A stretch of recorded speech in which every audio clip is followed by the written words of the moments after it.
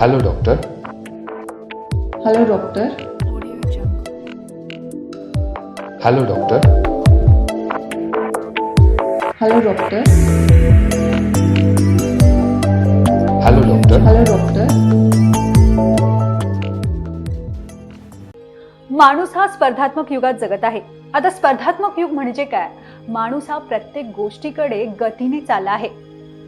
त्यामुळे अंतर हे तासात मोजतोय, अन्नपदार्थ हे व्यापारात मोजले जात आहेत आणि भूक ही चैनीत मोजतीये. आता त्यामुळे झालंय काय? माणसाची कंप्लीट लाईफस्टाईल बदलून गेलीये.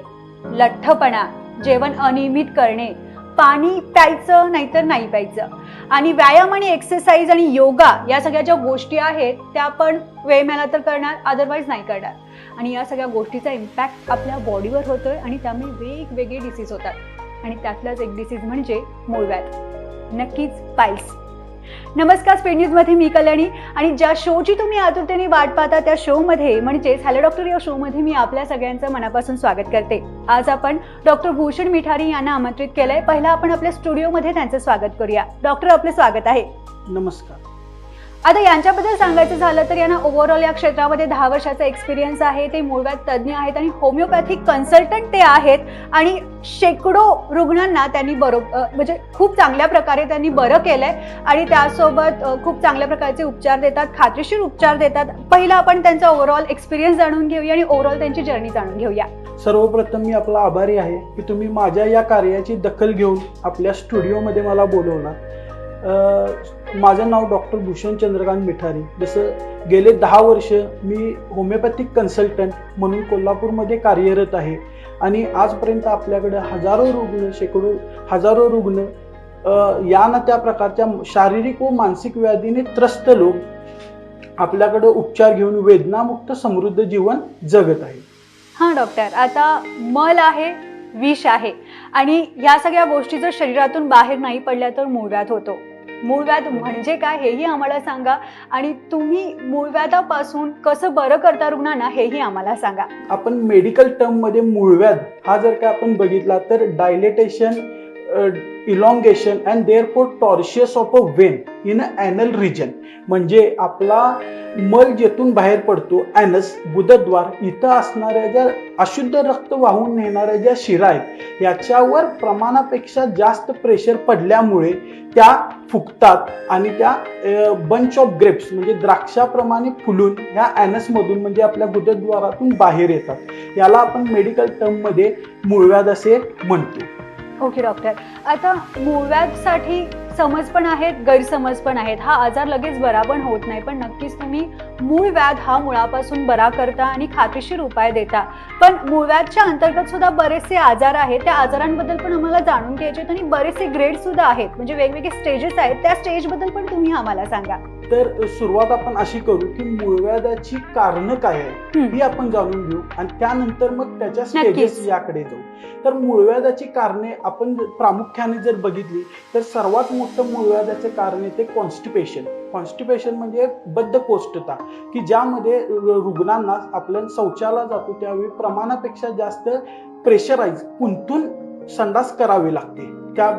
यामध्ये मग टॉयलेटमध्ये प्रमाणापेक्षा जास्त वेळ 5-5, 10-10, 15-15, 20-20 मिनिटं बसणे आणि याची सुरुवात ही भरपूर आधीपासून झालेली असते.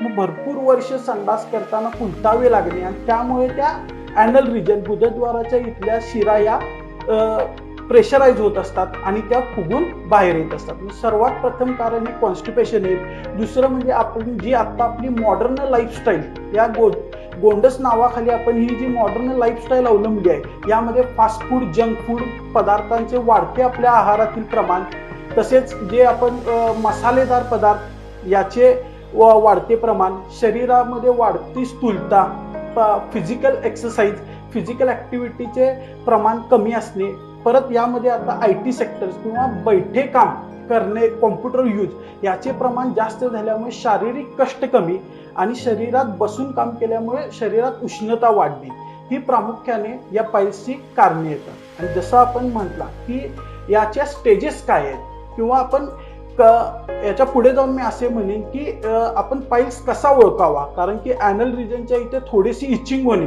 किंवा खाज उठणे हे काय लगेच पाईल्स नाही आहे. तर भरपूर दिवस किंवा आठवडे महिने जर ॲनल रिजनला संडास करून आल्यानंतर किंवा संडासच्या आधी जळजळणे, भगभगणे किंवा संडासला जाऊन आल्यानंतर त्या जागे सुईने टोचल्यासारखे दुखत राहणे ही मूळव्याधाचे सर्वप्रथम कारण आहे. मग यानंतर सेकंड स्टेज म्हणजे किंवा आपण दुसरं कारण जे म्हणतो की प्रामुख्याने संडासच्या जागेला आपल्याला कोंब बाहेर येणे. काय हे कोंब मग 1 कोंब, 2 कोंब, 3 कोंब असे कोंब वाढत जातात. त्यानंतर मग पुढची जो आपण लक्षण म्हणतो त्यामध्ये होतं की रक्त पडणे. यामध्ये मग संडास करताना किंवा संडास झाल्यानंतर तेथून रक्त पडत राहते. या प्रकारे ही मूळव्याधाची कारणे आणि त्याची लक्षणे आहेत. आणि या लक्षणाबरोबरच जर आपण याचं स्टेजेसमध्ये जर आपण डिवायडेशन करायचं म्हटले तर सर्वात प्रथम फर्स्ट म्हणजे 2 ह्याच्यामध्ये पाईल्स आपण डिवाइड करू शकतो. एक एक्सटर्नल पाईल्स आणि दुसरे इंटरनल पाईल्स. एक्सटर्नल पाईल्स मध्ये कसं असतं की ॲनस गुदद्वाराच्या बाहेर हा कोंब आलेला असतो आणि म्हणून त्याला एक्सटर्नल पाईल्स म्हणतात. आणि इंटरनल पाईल्स म्हणजे ज्याच्यामध्ये गुदद्वाराच्या आत ॲनसमध्ये कोंब असतो म्हणजे जिथं ती वेन डायलेट झालेली असते. हे एक क्लासिफिकेशन होऊ शकतं. आणि दुसरं क्लासिफिकेशन असं होतं की ब्लिडिंग पाईल्स आणि non bleeding piles. Bleeding piles म्हणजे ज्यातून संडास करताना रक्त पडते आणि नॉन ब्लिडिंग पाईल्स म्हणजे ज्यातून रक्त पडत नाही. अशा पद्धतीने हे 2 क्लासिफिकेशन होते. तसंच जर आपण आणि पुढे जाऊन बघितलं तर पाईल्स या 3 स्टेजेसमध्ये आपण डिवाइड करू शकतो. फर्स्ट स्टेज की ज्याच्यामध्ये कोंब हा संडास करताना बाहेर येत असतो व संडास करून झाल्यानंतर आत जातो. ही फर्स्ट स्टेज येते. सेकंड स्टेज मध्ये कोंब हा संडास केल्यानंतर बाहेर येतो व संडास झाल्यानंतर आत न जाता ज्यावेळी त्याला आपण बोटाने आत ढकलतो त्यावेळी तो आत जातो. ही सेकंड स्टेज येते. आणि थर्ड स्टेज मध्ये जो कोंब बाहेर आलेला असतो तो बाहेरच राहतो, जो बोटाने ढकलून सुद्धा आत जात नाही. असं यामध्ये फर्स्ट, सेकंड, थर्ड या 3 स्टेजमध्ये आपण पाईल्सला कॅटेगराईज करू शकतो. ओके, म्हणजे आता फर्स्ट स्टेजवर जर सपोज आपण असेल आणि आपल्याला लक्षात नाही आलं की हा मूळव्याध आहे तेव्हा म्हणजे घरगुती उपाय सुद्धा केले जातात. बरेचसे लोक आहेत ते घरगुती उपाय करतात आणि त्यांना नाही माहिती की नेमकं काय करायचंय, त्याची उपचार पद्धती काय आहे, त्यासाठी नेमकं काय करायला पाहिजे. ओके, आता बरेचसेच रुग्ण माझे आता ऑनलाईन कन्सल्टेशन असते, त्या ऑनलाईन कन्सल्टेशन मधून बरेचसेच रुग्ण मला हा प्रश्न विचारतात की आम्ही घरगुती उपाय करावेत का. तर सर्वप्रथम पाईल्स कुठल्या स्टेजला आहे हे समजून जर तुम्ही घरगुती उपाय केलात तर तुम्हाला त्याचा उपयोग होतो. म्हणजे थोडक्यात मला सांगायचे की तुम्हाला जस्ट पाईलची सुरुवात आहे, संडासच्या जागेला खाज उठते, कधी तर बाहेरच्या खाण्यापिण्यात बदल झाला, एखाद्या दिवस बाहेरचं मसालेदार पदार्थ नॉनव्हेज खाण्यात आलं आणि पाईल्सची खाज उठते. मग अशा वेळी तुम्ही घरगुती उपाय करून जरा पाण्याचे प्रमाण वाढवून मसाल्याचे पदार्थ कमी करून तुम्ही उपाय करू शकता. पण मला कोंब बाहेर आलेले आहेत, त्यातून संडास करताना रक्त पडते, असे गेले 1-2 वर्ष झाले मी यातून त्रस्त आहे आणि या कंडिशनला पण मी जर काय घरगुती उपाय करून बरा होईन असं आपण म्हणत असाल तर हे चुकीचं आहे. कारण की एक सर्टन स्टेज असते. कुठलीच पॅथी किंवा कुठलीच उपचार पद्धती ही वाईट नाही आहे. फक्त आपण कोणत्या स्टेजला तिचा कसा वापर करतो ह्यावर सर्व उपयुक्त आहे किंवा यावर सर्व अवलंबून आहे. आता डॉक्टर कसं आहे, याच्यावर काही समज पण आहेत, गैरसमज पण आहेत. घरगुती उपचार पद्धती तर करतात पण कुठेतरी शौचाच्या वाटेत खडे होतात आणि किंवा गर्भपात झाल्यावर मूळव्याध होतो किंवा असं म्हटलं जातं की धूम्रपान केल्यामुळे मूळव्याध होतो. हे खरं आहे का? हो का. आता आपण 2 गोष्टी हे झाल्या की गर्भपात किंवा ड्युरिंग प्रेग्नन्सी हा मूळव्याध होतो. मग ह्यामध्ये काय कारण आहे की ज्यावेळी बाळ आईच्या पोटात वाढत असतं त्यावेळी जी संडासची जागा आहे रेक्टम आणि त्याच्या पुढेच गर्भाशयाची पिशवी आहे आणि त्यामध्ये बाळ वाढत असताना त्याचं प्रेशर हे मागं असणाऱ्या रेक्टमवर आणि आपल्या ॲनल रिजनवर पडत असते. त्यामुळे तो एक प्रकारे म्हणजे आपण म्हणू तो एक पाईल्स होतो. पण हा पाईल्स कसा आहे, प्रेग्नन्सी इंड्युस्ड पाईल्स. जसं आपण म्हणतो pregnancy induced hypertension, pregnancy induced diabetes म्हणजे प्रेग्नन्सी पुरताच झालेला पाईल्स. पण त्यानंतर सुद्धा तो परसिस्टंट राहिला म्हणजे डिलेव्हरी झाल्यानंतर तो पाईल्स ऑटोमॅटिक रिकवर होतो कारण की प्रेशर रिलीज झाले त्यामुळे पाईल्स जातो. पण त्यानंतर पण जर तो पाईल्स राहिला तर तिथं त्यावेळी उपचार घेणं गरजेचं आहे. मग त्यावेळी ड्युरिंग डिलेव्हरी ज्यावेळी डिलेव्हरी होत असते त्यावेळी प्रेशर जास्त दिलं गेल्यामुळं त्या संडासच्या कडेच्या किंवा आपल्या ॲनल रिजनच्या इथल्या वेसल डायलेट झालेल्या असतात. त्यामुळे हा पाईल्स वाढतो. आणि जसं तुम्ही दुसरं म्हटला की धूम्रपान किंवा आपण बाहेरचं नॉनव्हेज वगैरे खाणे वगैरे, ह्याच्या मागचं कारण आहे तर आपली बिघडलेली डायजेस्टिव्ह सिस्टीम. आपण काय केलंय, बाहेरचं खाऊन खाऊन आपली जी डायजेस्टिव्ह सिस्टम होती आणि त्याचं जे ड्रेनेज मेकॅनिझम आहे हेच सर्व बिघडलेलं आहे. मग यामध्ये आपल्या मेडिकल टर्ममध्ये जर पॅथॉलॉजी ह्याला धरून जर सांगायचं झाले तर कसं आहे, संडास आणि लघवी हे आपल्या शरीरातील वेस्ट प्रॉडक्ट आहेत. आणि हे वेस्ट प्रॉडक्ट जर आपल्या शरीरातून बाहेर नाही गेले तर त्याचा साईड इफेक्ट आपल्या शरीरावर होतो. आणि हे बाहेर जावेत यासाठी आपल्या आतड्यांमध्ये एक लुब्रिकंट, जसं आपण ऑइल मशीनमध्ये वापरतो फॉर इझीनेस, तसं आपल्या लहान आतडी मोठी आतडी यातून तो मल पुढे पास व्हावा यासाठी एक लुब्रिकंट असतो. हा लुब्रिकंट या आपल्या बदललेल्या जीवनशैली, बदललेली लाईफस्टाईल यामुळं कमी होत चालला आहे. आणि त्यामुळे आपण कॉन्स्टिपेटेड होतोय. संडास बद्धकोष्ठता, संडास करताना कुंतावं लागते. आणि याचा प्रेशराइज्ड होऊन इफेक्ट जर एंड प्रॉडक्ट आपण ऑफ डिसीज म्हणतो तो काय आहे तर पाईल्स म्हणजे मूळव्याध, की ज्यातून फोम बाहेर येतात. आणि याच्या पुढे जाऊन एक मला आपल्याला सांगायचे की पाईल्स, आता बरेचसेच लोक काय करतात की या पाईल्सला निग्लेक्ट करत जातात. हा काय होते, कामाच्या ह्याच्यात आपण दुर्लक्ष करतो. कुठे जर जाऊन मार्केटमध्ये जाऊन तेवढीच पेन किलर खा काय, किंवा क्रीम्स वगैरे मार्केटमध्ये भरपूर आहेत, ते क्रीम्स तेवढंच लोकली अप्लाय करा आणि आजचा दिवस ढकलत जावा. असं आपण अंगावर काढणं जो प्रकार आपण म्हणतो हा पाईल्सच्या बाबतीत आपल्या देशामध्ये भरपूर वाढलेला आहे. आणि याचं रूपांतर पाईल्स जर तुम्ही भरपूर दिवस अंगावर काढत राहिला तर त्यामुळे होतं त्या गुदद्वाराच्या शेजारी तडे जाणे आणि भेगा पडणे, ह्याला आपण म्हणतो फिशर. ज्यामुळे काय होत असते की तिथं तडे गेल्यामुळे तिथून कंटिन्युअस ह्युमोरेज हा होत राहतो, रक्तस्राव होत राहतो. आणि याच्या पुढे जाऊन एकदम म्हणजे डेंजरस कंडिशन होऊ शकते, त्याला म्हणतात फिस्च्युला. फिस्च्युलामध्ये त्यामध्ये एक सेपरेट टनेलच तयार होतं आणि त्यातून मल हा पास होत जातो.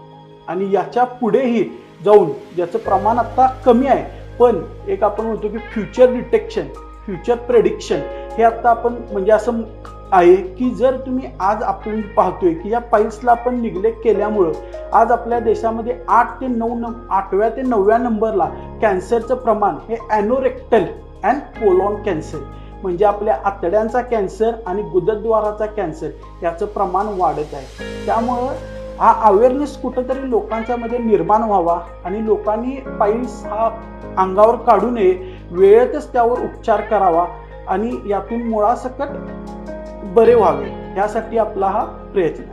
नक्कीच डॉक्टर, कुठेतरी एक पब्लिक अवेअरनेस देण्याची खूप गरजच आहे. काउन्सिलिंग पण या गोष्टीचं व्हायला पाहिजे. आणि त्यासोबत जसं तुम्ही म्हटलं की याची कारणं बरीचशी आहेत आणि मानवच याचं मेन कारण आहे मूळव्याधाचं, आणि वेगवेगळे डिसीज त्यामुळेच व्हायला लागलेत. पण त्यासोबत डॉक्टर वेगवेगळी कारणं, जशी तुम्ही म्हटला की फास्ट फूड आहे, बाहेरचं आपण खूप खातो, पण आहार आपला नेमका कसा पाहिजे, रेग्युलर डाईट आपलं कसं पाहिजे की त्यामुळे आपण मूळव्याधाकडे जाणारच नाही, हा रोग आपल्याला होणारच नाही. आणि म्हणजे त्या दृष्टिकोनातून आपण कुठल्या तरी गोष्टी विचार करायला पाहिजे. आपण ज्यांना पाईल्स आहे किंवा ज्यांना पाईल्स नाही अशा लोकांनी आपल्या डाएटमध्ये फायबर्सचं प्रमाण वाढवलं पाहिजे, की जे आता आपल्या आहारातून कमी होत चाललेलं आहे. फायबर्स म्हणजे आपण जे म्हणतो की आधीपासून आपण ऐकत आलेलो आहे की पालेभाज्या खा, पालेभाज्या इज फायबर. फायबर जर असेल तरच आपला जो मल आहे हा मऊ किंवा सॉफ्टी मल तयार होईल, की जेणेकरून बद्धकोष्ठता कमी होईल. दुसरं म्हणजे पाण्याचा वाढते प्रमाण. नॉर्मल सामान्य माणसाने कमीत कमी 4 ते 5 लिटर पाणी हे रोज कंझ्युम केलं पाहिजे, की जेणेकरून पाणी जास्त पिल्याने कधीही अपाय होत नाही. पाणी जास्त जरी झालं तरी ते आपल्या युरिनद्वारे किंवा तुमच्या स्वेटिंगद्वारे, घामाद्वारे हे शरीरातून बाहेरच पडणार आहे. पण बरेचसेच लोक आज आपण बघतो की कॉम्प्युटरवर वर्क करत असतात. आता कुठं उठून सारखं टॉयलेटला जायचं, कुठं उठून टॉयलेटला जायचं, त्यामुळे ते पाण्याचं प्रमाण कमी करत चाललेलं आहे. त्यामुळे जे स्टूल तयार होण्यासाठी, जे सॉफ्ट स्टूल तयार होण्यासाठी जेवढं पाण्याची गरज आहे तेवढं पाणी शरीराला मिळत नाही. त्यामुळं कॉन्स्टिपेटेड किंवा हार्ड स्टूल तयार होत आहे. आणि दुसरं ह्यामुळे कमी पाण्याच्या प्रमाणामुळे आज आपण बघतोय की रिनल स्टोन, मूतखडा याचं सुद्धा प्रमाण वाढलेलं आहे. त्यामुळे मी आत्ता आपल्या इंटरव्ह्यूमधून एवढं सांगेन की आपण सर्वांनी आपल्या आहारामध्ये पाण्याचं प्रमाण दिवसामध्ये कमीत कमी 4 ते 5 लिटर हे केलंच पाहिजे, हे मी असं तुम्हाला आव्हान करेन. खूप चांगली टिप्स दिली आहे डॉक्टर तुम्ही. एक त्यातून पब्लिक अवेअरनेस सुद्धा भेटलाय. आणि तुम्ही एक गोष्ट बोला की फिशर किंवा फिसुला अशा प्रकारचे डिसीज सुद्धा होऊ शकतात आणि म्हणजे गोष्ट ही कॅन्सरपर्यंत सुद्धा जाऊ शकते. ही लोकांना माहीत असणं गरजेचं आहे, कारण की कधी कधी लोक घरगुती उपाय करतात आणि घरगुती उपाय आपण कितपर्यंत करू शकतो. कुठेतरी एक लिमिट असतं, म्हणजे डॉक्टरना कन्सर्न नाही करायचं, कुठेतरी भीती, पैसे कशाला घालवायचे असा पण मनात विचार असतो. पण ते करण्यापेक्षा जर तुमच्यासारख्या डॉक्टरना कन्सर्न केलं, त्यांच्यापासून जर उपचार घेतले तर खूप चांगली गोष्ट आहे आणि हेच तुम्ही करत आहात. आता याच्यामध्ये ऑपरेशन पद्धती सुद्धा आहेत. एक ऑपरेशन असते ज्याच्यामध्ये शस्त्रक्रिया करावी लागते, दुसरं जे ऑपरेशन असतं त्याच्यामध्ये आपण लेझर ट्रीटमेंट करतो. त्याच्या बाबतीत तुम्ही काय सांगाल? ओके, चांगला प्रश्न विचारला आपण. तर या बाबतीत मी असं सांगेन की मला कोणत्याही पॅथीला नावं ठेवायची नाहीयेत किंवा ती पॅथी कमी आहे आणि मी जी उपचार पद्धती करतोय ती एकदम योग्य आहे. कुणाला कमी दाखवून माझ्या पॅथीला मला श्रेष्ठ आहे हे सांगायचं नाही. पण पहिल्यांदाच मी जसं बोललो तसं उपचार पद्धती सर्व चांगल्याच आहेत, पण तुम्ही कुठल्या वेळेला कुठली उपचार पद्धती घेताय इट्स मोस्ट इम्पॉर्टंट. आता ऑपरेशन या बाबतीत आपण जरा थोडं समजून घेऊया. Suppose you are suffering from tonsils. जर तुम्हाला टॉन्सिल्स लहानपणी त्रास होत असेल तर ऑपरेशन करून आपण टॉन्सिल्स काढून टाकतो. टॉन्सिलेक्टॉमी हे ऑपरेशन करतो. तर हे ऑपरेशन केल्यानंतर परत आयुष्यात कधी तुम्हाला टॉन्सिलचा त्रास होत नाही, बरोबर. तसंच आपल्या अपेंडिक्सच्या बाबतीत आहे. जर तुम्ही अपेंडिक्सनं त्रस्त असाल तर तुम्ही अपेंडिक्सचं ऑपरेशन केला तर ते ऑपरेशन झाल्यानंतर परत तुम्हाला अपेंडिक्सचा त्रास कधी होणार नाही. याला आपण ऑपरेशन म्हणतो की जे केल्यानंतर परत रिकरन्सी इज नॉट पॉसिबल. पण पाईल्सच्या बाबतीत जर तुम्ही ऑपरेशन केलात तर त्यामध्ये कसं होते, पाईल्स मी सांगतच आलोय कसं व्हायला लागले. तर प्रेशर वाढल्यामुळे सपोज तुमच्या हाताच्या तुम्ही इथं प्रेशर टाकून आपल्या शिरा करून बघा, त्या शिरा प्रेशर पडल्यामुळे फुगतात आणि प्रेशर सोडलं की परत नॉर्मल पोझिशनला येतात. अशीच शिरा फुगणे आणि नॉर्मलला येण्याची प्रोसेस आपल्या गुदद्वाराच्या ॲनसच्या इथं होते. म्हणजे आपण कॉन्स्टिपेशन होऊन कुंतून संडास करत असतो बद्धकोष्ठतेमुळे, त्यावेळी तिथल्या शिरा फुगतात आणि त्या फुगून कंटिन्युअस राहिल्यामुळे त्या फुगून बाहेर येतात.